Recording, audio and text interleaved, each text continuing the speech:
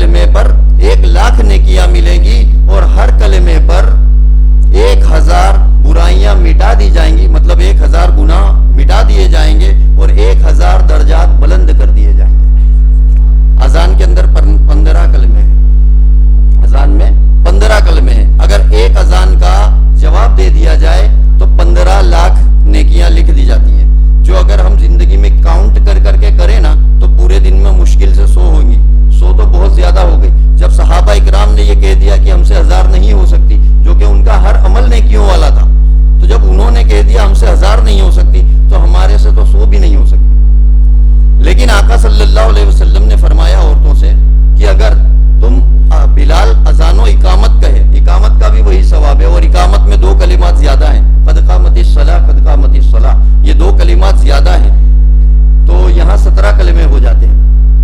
تو عورتوں نے عرض کی کہ یا رسول اللہ صلی اللہ علیہ وسلم، یہ ثواب عورتوں کے لیے ہے، کیونکہ عورتوں سے فرما رہے تھے نا، تو انہوں نے عرض کی کہ یا رسول اللہ صلی اللہ علیہ وسلم، کیا یہ ثواب عورتوں کے لیے ہے؟ تو آپ صلی اللہ علیہ عورتوں کے لیے ہے اور مردوں کے لیے کیا ہے؟ تو آپ صلی اللہ علیہ وسلم نے فرمایا کہ عورتوں کے لیے 1,00,000 نیکیاں ایک کلمے پر، اور مردوں کے لیے دگنا ہے، مردوں کے لیے دگنا ہے۔ اب دگنا مطلب کیا ہے؟ اگر ایک اذان ہوئی، آپ نے ایک اذان کا جواب دیا، اس میں 15 کلمہ ہیں، 15 کلمات ہیں، اللہ اکبر یہ ایک کلمہ ہے، اس طرح سے آپ کاؤنٹ کرو گے 15 کلمے ہیں، تو 15,00,000 تو عورتوں کو ملیں گی، لیکن اگر مرد نے اس کا جواب دیا تو اسے 30,00,000 نیکیاں ملیں گی۔ اور اگر وہ مسجد میں آ گیا، پھر نا مؤذن صاحب نے اقامت پڑھی اور اس نے اس کا بھی جواب دے دیا، تو اس میں 2 کلمات زیادہ ہیں، اس میں اور فجر میں 2 کلمات زیادہ ہیں، الصلاۃ خیر من النوم، فجر میں، تو وہاں پر بھی 2 کلمات کی نیکیاں بڑھ جائیں گی۔ تو یہ اللہ رب العزت کا کتنا بڑا کرم ہے اور کتنا بڑا احسان ہے، اور یہ کتنی بڑی نعمت ہے، اللہ رب العزت کی یہ کتنی بڑی نعمت ہے کہ اگر ہم کاؤنٹ کر کر کے نیکیاں کریں تو تمام عمر میں اتنی نیکی نہیں کر سکتے جتنی ایک اذان کے جواب دینے سے ہو جاتی ہے نا۔ دوسری فضیلت اس کی یہ ہے کہ اذان کی آواز جہاں تک جاتی ہے، اذان کی آواز جہاں تک جاتی ہے وہاں تک شیطان بھاگ جاتا ہے، بلائیں بھاگ جاتی ہیں۔ ہم تو کچھ کر بھی نہیں رہے، ہم بستر پہ سو رہے ہیں، مؤذن اذان دے رہا ہے، لیکن بلائیں اگر آواز ہمارے گھر میں آ رہی ہے تو بلائیں ہمارے گھر سے بھاگ رہی ہیں۔ تو یہ اللہ رب العزت کا کتنا بڑا کرم ہے اور یہ کتنی بڑی نعمت ہے نا نعمت۔ اللہ رب العزت قرآن شریف میں ارشاد فرماتا ہے کہ اگر میری دی ہوئی نعمت پہ تم شکر کرو گے تو میں اپنی نعمتوں کا اضافہ کروں گا، میں اپنی دی ہوئی جو میری نعمتیں ہیں میں انہیں اور بڑھا دوں گا۔ لیکن اگر جو تم نے ناشکری کی، میری نعمتوں کی ناشکری کی، تو میرا عذاب بڑا سخت ہے۔ مفتی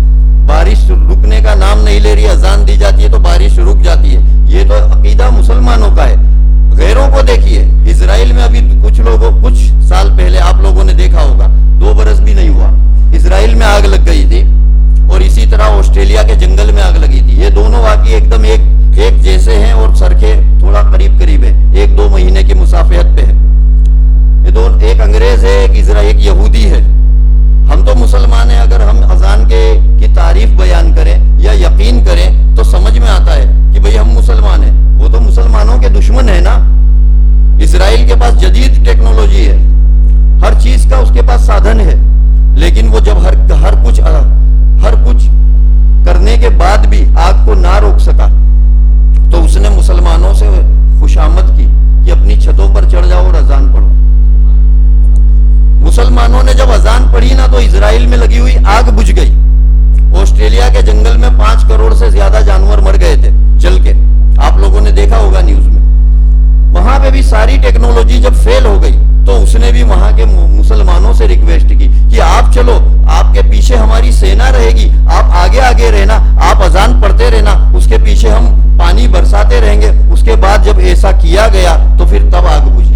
مسلمان آگے چلتے تھے اور مسلمان اذان پڑھتے جاتے تھے اور پیچھے سے پانی کے فوارے مارے گئے، اس کے بعد ہے نا وہاں کی آگ بجھی، جو کہ اس کے پہلے وہ سب کچھ کر چکے تھے، لیکن آگ بجھنے کا نام نہیں لے رہی تھی۔ تو یہ اذان کو لے کے غیروں کا عقیدہ ہے۔ اب آئیے مسلمانوں کا عقیدہ دیکھیں۔ عقیدہ تو ہمارا بھی بڑا پکا ہے، لیکن ہمارا عمل دیکھیں۔ اذان ہو رہی ہے، اذان کی نعمت کا ہم کس طرح سے شکر ادا کر رہے ہیں یا ناشکری کر رہے ہیں، وہ آپ دیکھیے۔ یہ آپ برا مت مانیے گا، اس میں میں بھی ہوں، اس میں ہم تمام لوگ ہیں۔ اور قرآن شریف کی آیت کو نظر میں ذہن میں رکھیے گا۔ آج اذان ہوتے رہتی ہے، ہمارے گھر کی ٹی وی اگر چالو ہے تو اس کو کوئی بند نہیں کرتا، صرف سائلنٹ کر دیتے ہیں، میوٹ کر دیا جاتا ہے۔ اور جب وہ ٹی وی چالو تھی نا، جب سائلنٹ نہیں تھی، تب اس کی طرف اتنی زیادہ توجہ نہیں تھی، کام بھی ہو رہا ہے، ٹی وی بھی دیکھ رہے ہیں۔ لیکن جیسے ہی اسے میوٹ کر دیا جاتا ہے نا، اس کے بعد 100% توجہ ٹی وی کی طرف ہو جاتی ہے۔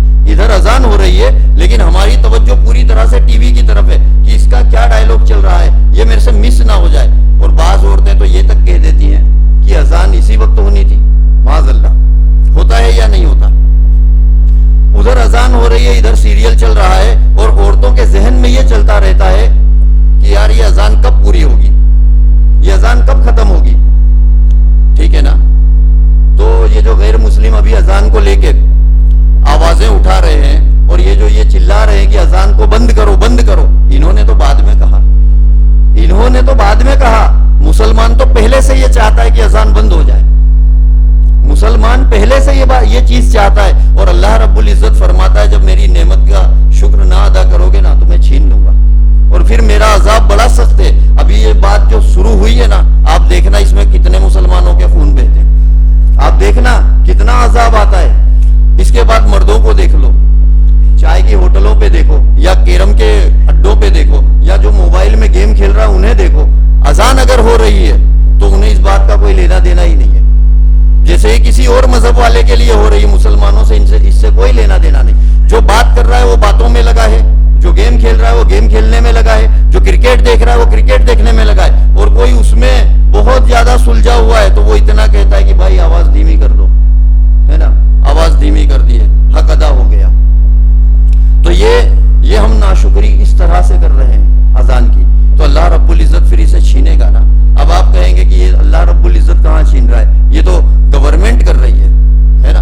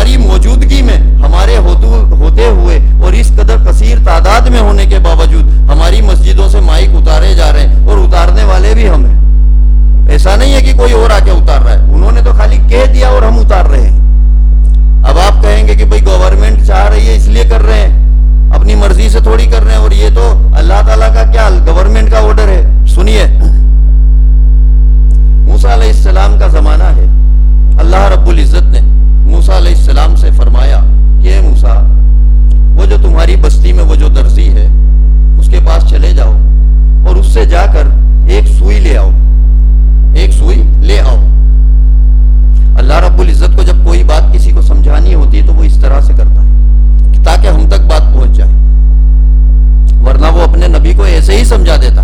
ایسا تھوڑی ہے کہ وہ یقین نہیں کرتے, وہ مان لیتے, لیکن یہ بات ہم تک پہنچے اس لیے اللہ رب العزت ہر چیز پریکٹیکل کر کے دکھاتا ہے. تو موسیٰ علیہ السلام سے فرمایا کہ جاؤ فلاں درزی جو ہے اس کے پاس جاؤ اور اس سے کہنا ایک سوئی دے دو.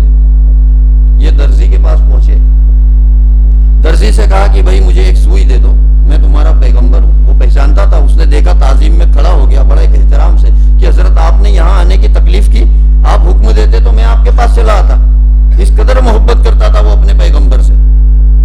حضرت نے کہا کہ بھائی ایک کام پڑ گیا تھا چھوٹا سا, اس لیے میں آیا ہوں. تو کہا فرمائیے حضرت کیا کام ہے.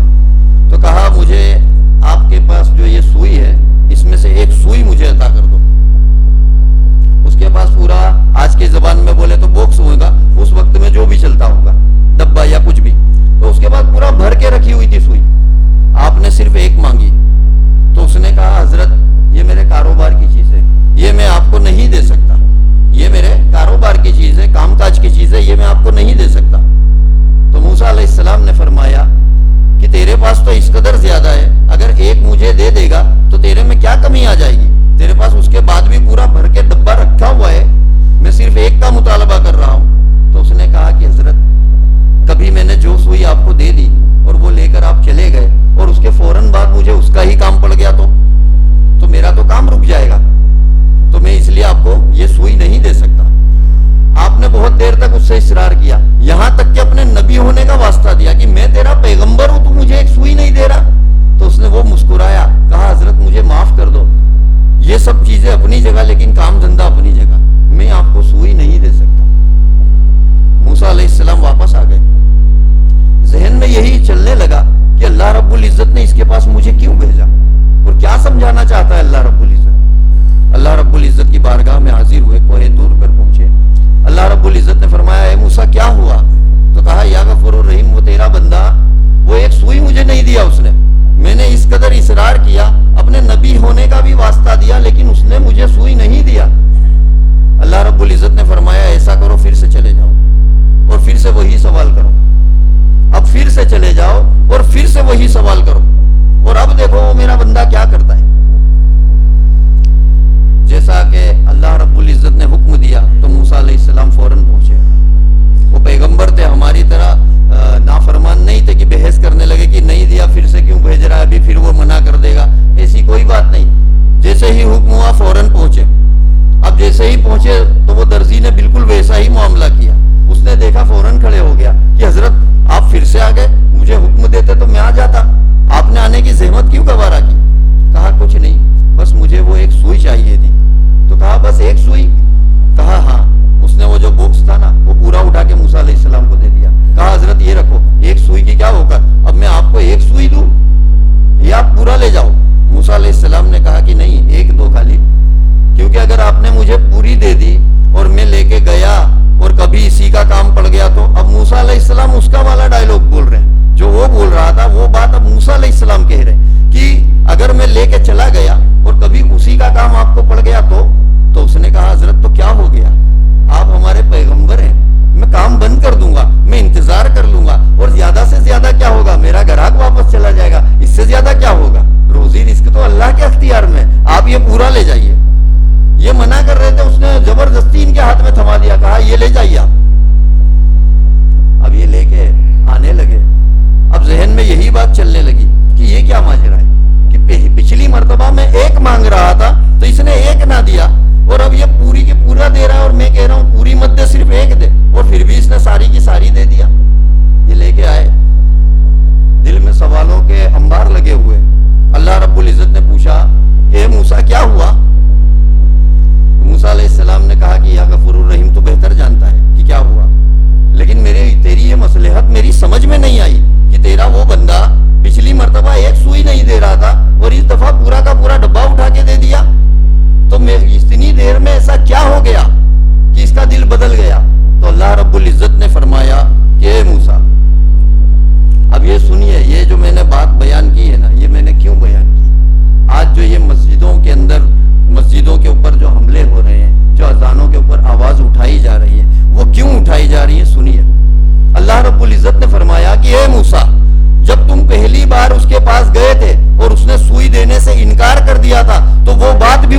دلوں میں نے ہی ڈالی تھی، اور جب تم دوبارہ گئے اور اس نے پورا ڈبہ اٹھا کے دے دیا تو یہ بات بھی اس کے دل میں نے ہی ڈالی تھی۔ تو اس بات کا مطلب یہ ہے کہ آج جو اذان کے لیے آوازیں اٹھائی جا رہی ہیں تو ان کے دلوں میں بات کس نے ڈالی؟ کس نے ڈالی؟ اللہ تعالیٰ نے ڈالی نا۔ ہم تو مسلمان ہیں، ہمارا تو یہ عقیدہ ہے کہ ایک پتا بھی اس کی رضا کے بغیر نہیں ہل سکتا، تو اتنی بڑی بات یہ کر سکتے ہیں کیا؟ کیا مسلمانوں کی مسجدوں سے کوئی اذان کی آواز بند کر سکتا ہے کیا؟ لیکن اللہ کی نعمت کی جب ہم نے ناشکری کی تو اس کی رحمت ہم سے روٹ گئی، اور پھر اس نے یہ بات ان کے دلوں میں ڈالی کہ اب مسلمان جب میری اذان کی نعمت کی شکر کی جگہ ناشکری کر رہے ہیں تو یہ نعمت ان سے چھین لو، یہ نعمت ان سے چھین لو۔ تو یہ اور کچھ نہیں ہے، یہ اللہ رب العزت کی ناراضگی ہے ہم پہ۔ آج مسلمان میدانوں میں نکل جاتے ہیں، احتجاج کرتے ہیں اس گورنمنٹ کے سامنے جو مسلمانوں کو دھوپ میں تڑپتا دیکھ کر خوش ہوتی ہے، وہاں پر احتجاج کرتے ہیں۔ ارے اس سے بہتر یہ ہے، اس سے کیا، ہر چیز سے بہتر یہ ہے کہ اللہ رب العزت کے سامنے حاضر ہو جاؤ اور سچے دل سے توبہ کرو کہ یا اللہ تبارک و تعالی، ہم نے جو تیری نعمت کی ناشکری کی، آئندہ ہم ایسا نہیں کریں گے۔ یا غفور الرحیم، ہمیں معاف کر دے، آئندہ ہم تیری نعمت کی ناشکری نہیں کریں گے۔ اگر سچے دل سے توبہ کی گئی نا تو کسی کے باپ میں طاقت نہیں ہے، کسی کے باپ میں طاقت نہیں ہے، اترانا مائک تو بڑی دور کی بات ہے، ان کے ذہن میں بھی یہ بات نہیں آئے گی۔ یاد کرو حضرت عمر فاروق رضی اللہ تعالیٰ عنہ، حضرت عمر فاروق رضی اللہ تعالیٰ عنہ ایمان نہیں لائے ہیں، تلوار لے کے نکلے ہیں، کس کے لیے؟ آقا صلی اللہ علیہ وآلہ وسلم کو قتل کرنے کے لیے، معاذ اللہ قتل کر، سب نے سنا ہے نا یہ واقعہ، لیکن اللہ رب العزت نے ان کے دل کو کیسا بدلا، کیسا بدلا ان کے دل کو۔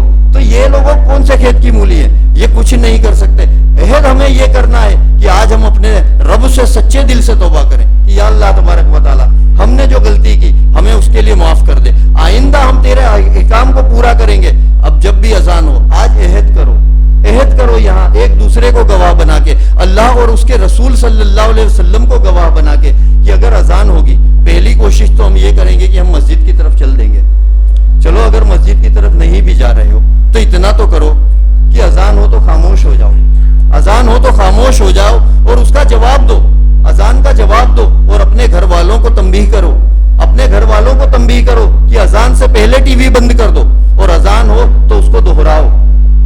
حدیث شریف کا مفہوم ہے کہ اذان میں جو الفاظ پکارے جاتے ہیں، اذان کا جواب اس طرح دیا جاتا ہے کہ وہ سارے کے سارے ویسے ہی دہرا دو۔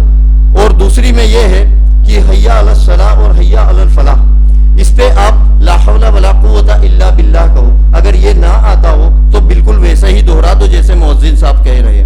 عہد کرو، قسم کھا لو کہ آج سے ہم ایسا ہی کریں گے، کرو گے کہ نہیں؟ کیونکہ دیکھو آج وہ لوگ غیر جو ہے نا، وہ تلواریں ہاتھ میں لے کے وہ قسم کھا رہے ہیں کہ 20 لاکھ مسلمانوں کو قتل کر دیں گے، وہ اس میں نہیں شرما رہے، وہ اس میں نہیں شرما رہے۔ تو یار آج اللہ رب العزت کے سامنے ہم اس وعدہ کرنے میں، اس چھوٹے سے وعدے کو کرنے میں شرما رہے ہیں۔ عہد کر لو کہ آج کے بعد جب بھی اذان ہوگی ہم خاموش ہو جائیں گے اور اس کا جواب دیں گے، اور کوشش کریں گے کہ ہم مسجدوں کی طرف چلیں، اور اگر ہمارے سامنے کوئی مسلمان بات کر رہا ہوگا تو اسے محبت سے سمجھائیں گے کہ بھائی یہ مسلمانوں کی ہے لیے ہے، یہ غیروں کے لیے نہیں ہے، یہ مسلمانوں کے لیے اذان دی جا رہی ہے، اس کا احترام کر لو۔ اور اگر ہم اس پہ آج بھی قائم ہو گئے تو کسی کے باپ میں طاقت نہیں ہے، کسی کے باپ میں طاقت نہیں ہے کہ مائک اترا دے مسجد سے۔ اور اگر ہم ایسے ہی رہے، اگر ہم ایسے ہی رہے جیسے ہیں تو ابھی تو مائک اتارے جا رہے ہیں، کل دیکھنا مسجدوں میں نمازیں بھی بند ہو جائیں گی۔ کیونکہ ابھی آپ دیکھو نا، آج آپ سوچو اگر ہندو ویرودھ کر رہا ہے اذان کے لیے تو ہم کو ایک بات سمجھ میں آتی ہے کہ اس کو تکلیف ہے۔ سننا، بہت مدعے کی اور بہت پوائنٹ کی بڑی گہری بات بتا رہا ہوں۔ ہندو اگر اعتراض کر رہا ہے کہ اذان سے تو اس کو تکلیف ہم کو سمجھ میں آ رہی ہے کہ بھائی ہاں ٹھیک ہے صبح میں اذان ہوتی ہے، لیکن مسلمان کیوں ڈٹا ہوا ہے کہ نہیں ہم تو اذان دیں گے؟ آپ سوچ کے بتاؤ، کیا ہم نماز پڑھنے جاتے ہیں؟ کیا ہم اذان کا جواب دیتے ہیں؟ کیا ہم اذان کے ٹائم رک جاتے ہیں یا سوتے رہتے تو اٹھ کے بیٹھ جاتے ہیں؟ ہم تو ایسا کچھ بھی نہیں کرتے، الٹا ہم تو گنہگار ہوتے ہیں۔ اذان ہو رہی ہے ہم بات کر رہے ہیں، اذان کے وقت جو بات کرے اس کو مرتے وقت کلمہ نصیب نہیں ہوگا، اور اس کو مرنے کے وقت بہت ممکن ہے کہ وہ کفر پہ مرے گا۔ تو اذان کی آواز آتی ہے تو ہمارے تو نقصان ہو رہا ہے، کیونکہ ہمارے عمل ایسے، ہمارے عمل ایسے، تو ہم کیوں بول رہے ہیں کہ بھائی ہم تو اذان دیں گے؟ تو بہتر یہ ہے کہ ہم اپنا سدھارا کریں، ہم اپنا سدھارا کریں، انشاءاللہ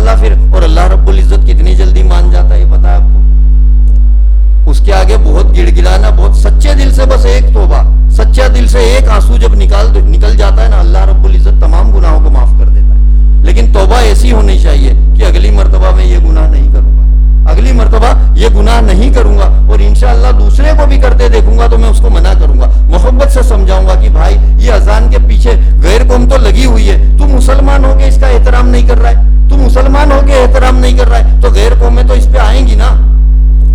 موسیٰ علیہ السلام کے زمانے میں دیکھو اللہ رب العزت کتنی جلدی راضی ہو جاتا ہے، کتنی جلدی معاف کر دیتا ہے۔ موسیٰ علیہ السلام کے زمانے میں موسیٰ علیہ السلام کے دل میں اللہ رب العزت نے ایک بات ڈالی، اللہ رب العزت نے سے عرض کی کہ یا غفور الرحیم، یہ دنیا میں تیرا سب سے بڑا گناہگار بندہ کون ہے؟ میں اسے دیکھنا چاہتا ہوں۔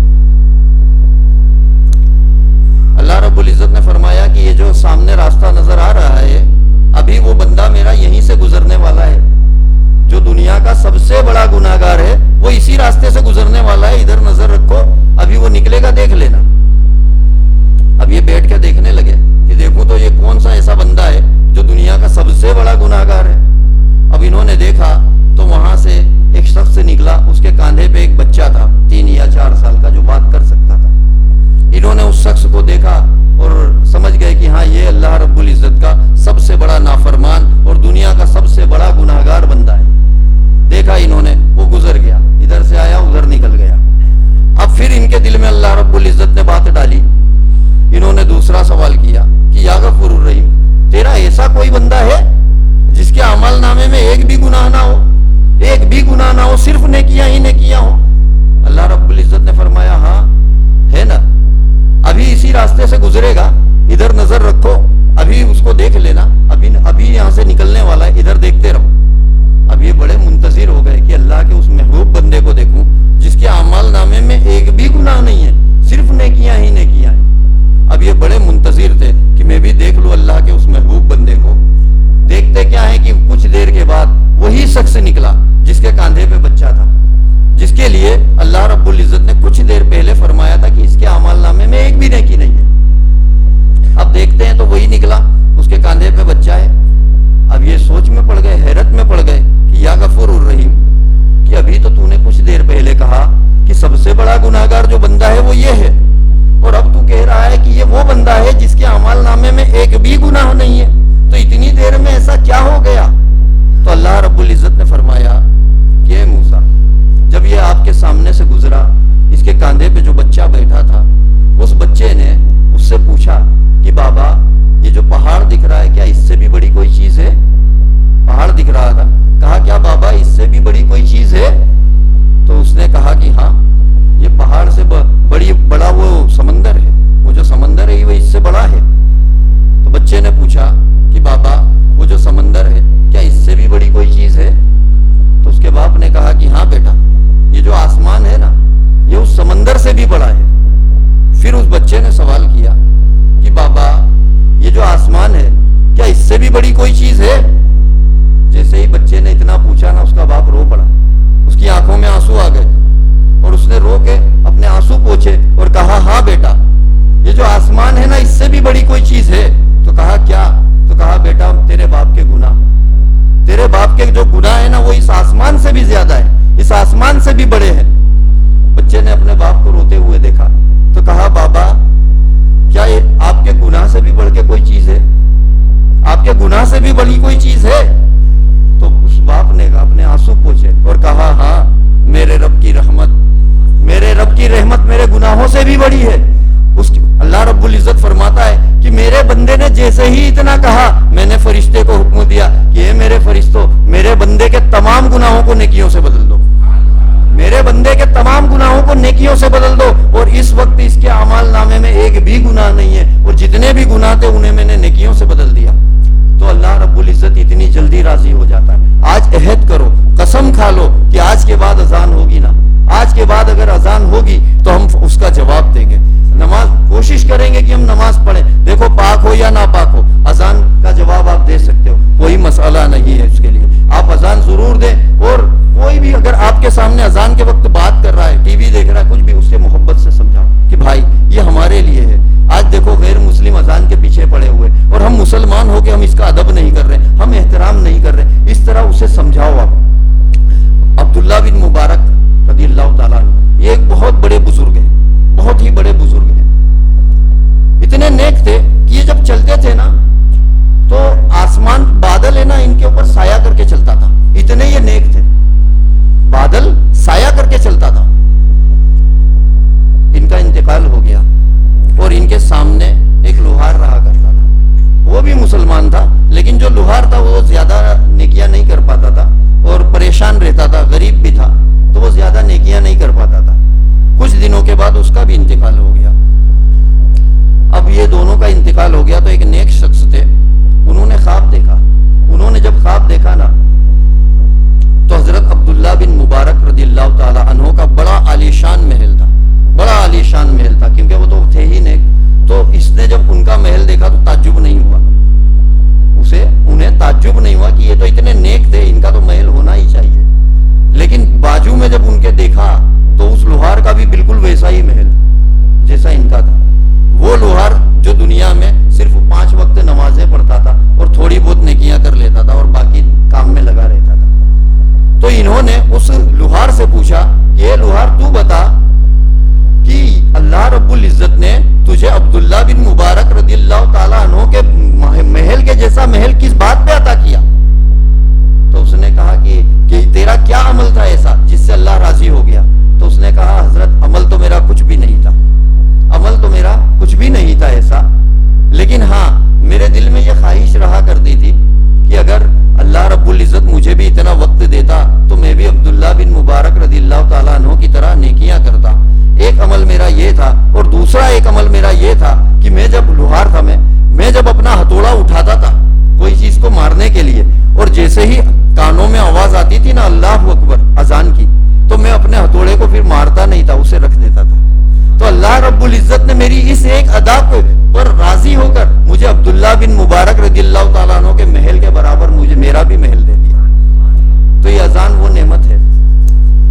اچھا، ہمارے جو مؤذن صاحب ہیں یہ آپ لوگوں کو پتا ہوگا مدرسے میں پڑھاتے ہیں، رمضان کا مہینہ ہے تو ان سے ان کے مدرسے والوں نے اپیل کی ہے حافظ مشتاق صاحب سے کہ بھئی چندہ کلیکشن کر کے لاؤ۔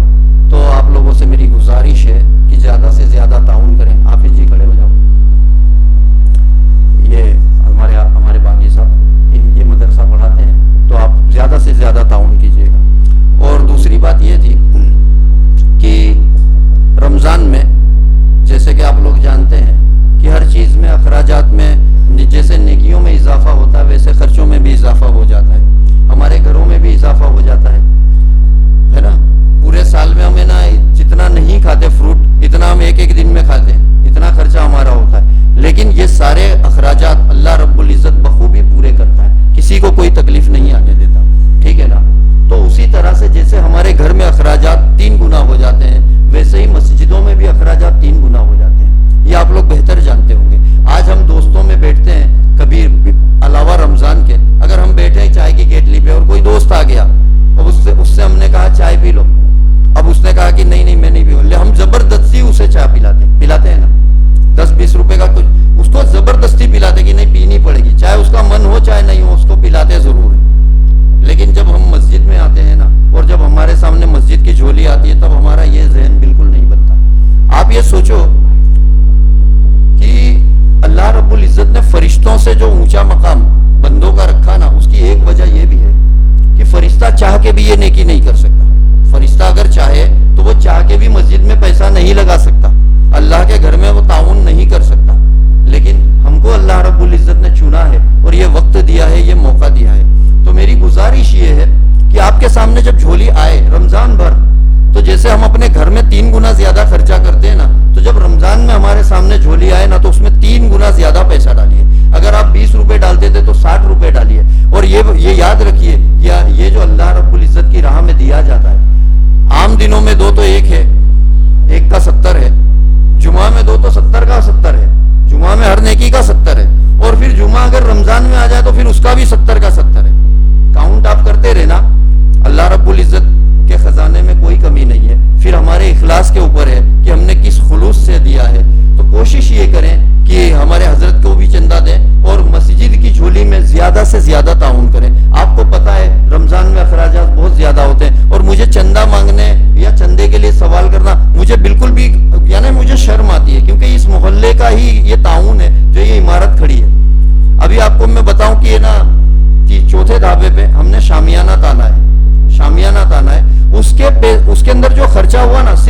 तीन लोगों ने पैसा दिया और वो पूरा खर्चा हो गया। यानी अल्हम्दुलिल्लाह हमारे मोहल्ले में ऐसे लोग हैं, इसलिए मैं कभी भी चंदे के ताल्लुक से बात नहीं करता, मुझे शर्म आती है। वो 3 लोग में एक हमारे बंगार वाले भाई अब्दुल रहीम भाई, उन्होंने अपने भाई के नाम से 10,000 रुपए दिए। फिर दूसरे हमारे उम्मीद अली भाई कचरे वाले, इन्होंने 5,000 रुपए दिए।